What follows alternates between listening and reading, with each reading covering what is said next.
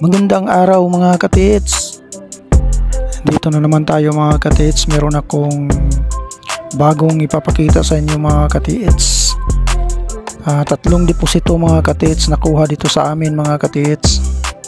Bago lang mga katits. Ayan, kung nakita niyo yan, yellow bamboo yan, yung tinatawag nilang Chinese bamboo mga katits. Sa harapan yan mga katits ay yung sementeryo namin, kasi yung nakunan mga katits ay nasa sementeryo mga katits, sementeryo namin. Tatlo yung nakuhang deposito. So ayan yung kahoy na yan, at saka yan, naka-triangle kasi yung mga puno dyan mga katits. Tatlong deposito ang nakuha mga katits, at sa isang kahoy na yan, yung tinuturo ko mga katits, ay nasa baba niya ng nakuhang deposito. Yan ay naka-enclose in the rock mga katits, pero hindi mo mahalata mga katits kasi nakapadir yung bato.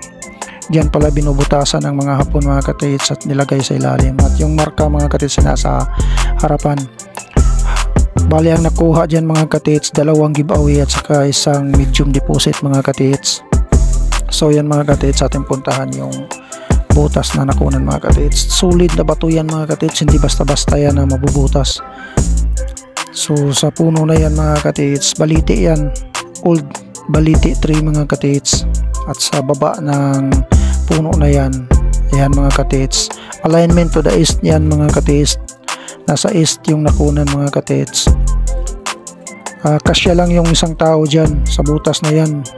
Talagang grabe yung nakakuha nito mga katits. Hindi Pinoy ang nakakuha, kundi Amerikano mga katits.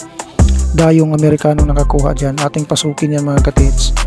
Subukan nating pasukin yan para ipakita natin sa inyo para totoo yung sinasabi ko mga katits. Kasya lang yung isang tao dyan mga katits. At ating papasukin yan. Linisan ko muna, baka may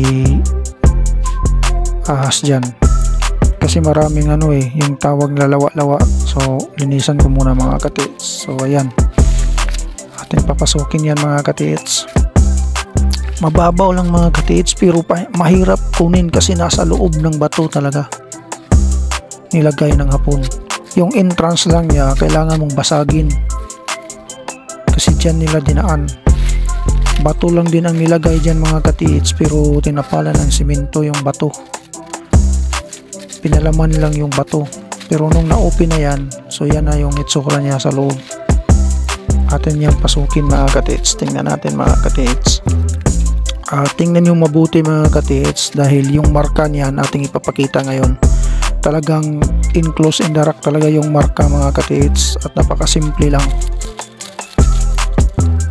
Parang lang to itong butas na to mga katits, parang tayo lang ng isang tao.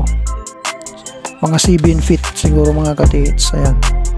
So ayan mga katits. So, wala na yung sa ilalim, talagang ganyan na yung itsura sa ilalim. Wala ka nang kukunin na lupa dyan kasi ganyan na talaga yan. Sabi nila yung nakuha dyan mga katits ay 1 box lang, isang box, pero yung amino box lang, yung parang tool box, pang giveaways lang kasi mga katits, pero marami na rin yun. So ayan mga katits, tingnan nyo mabuti yung sa ilalim niya. Lupa na yung nasa ilalim mga katits. Sinasadya nila yan para malamig pa rin yung pinaglalagyan ng deposito mga katits, kasi hindi pwedeng mainit yung lalagyan. Kailangan meron talagang nagpapalamig sa item mga katits. So kaya lupa yan mga katits.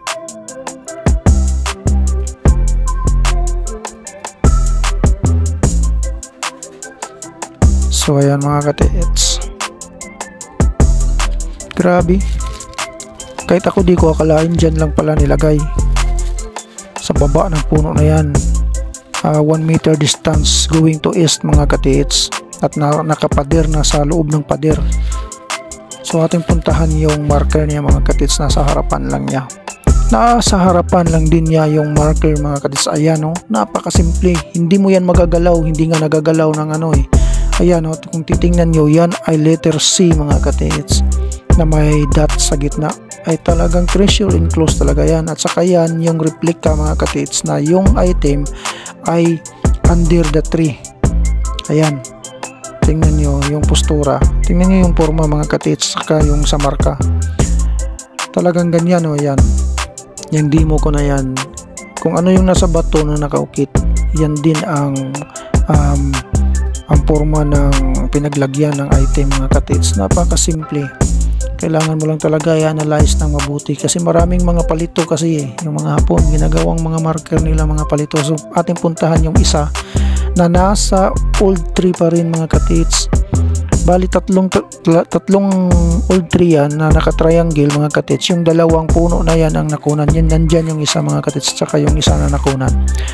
Ito mga katits, ang isa naman nasa east na naman mga katits. Grabe ang history nito mga katits. Yung nakakuha nito ay, ang nakahukay nito ay mga tao lang na Pinoy. Mga kasama ko lang dito sa lugar namin. Naghuhukay sila para libingan ng patay. Pero nung nahukay nila, mga 7 feet mga katits, ang nakita nila ay pantyo ng bata. Simento na parang pantyo ng bata kalaki. Pero dahil sa takot nila, iniwan nila mga katits. Naghukay sila ng ibang hukay. Pero yung Amerikano mga katits na nakakuha sa isang giveaways, siya pa rin nakakuha niyan kasi dayo siya eh. Pinuntahan niya ng gabi. At yan, pagbalik, basag na yung semento. So yung isa na sinasabi ko mga katits, yung medium deposit, yun ang malaki. Yang punong kahoy na malaki na yan nasa gilid ng highway. At sa itaas lang yan ng sementeryo namin mga katits. Punong kahoy din yung marka mga katits at nasa east pa rin. Gusto ko sanang ipakita sa inyo yung mga marker dyan mga katits, kaso may mga tao, may bahay, may nagtitinda. So sa susunod mga katits ating puntahan yan. Kasi maganda yung marker dyan. Tatlong question mark na nakaharap sa east. Sa malaking bato nakaukit mga katits. At sa baba lang mismo ng bato na yun mga katits na nakaharap sa east ang nakunan. At yung bato na yan mismo ang pinaglagyan mga katits. At saka 1 meter yung laki ng butas na nakunan mga katits. Ayan, kung nakita niyo yung bilog na bato na yan, nasa harapan niya ng punong kahoy going to east pa rin. Yan ang nakunan mga katits. Kung titinang nyo, napakabilog ang bato. At saka yung marka dyan, 3 question mark. Tapos may bungo ng tao, na literal talaga bungo ng tao na nakalagay sa baba ng bato na yan mga katits, na nakaharap sa east.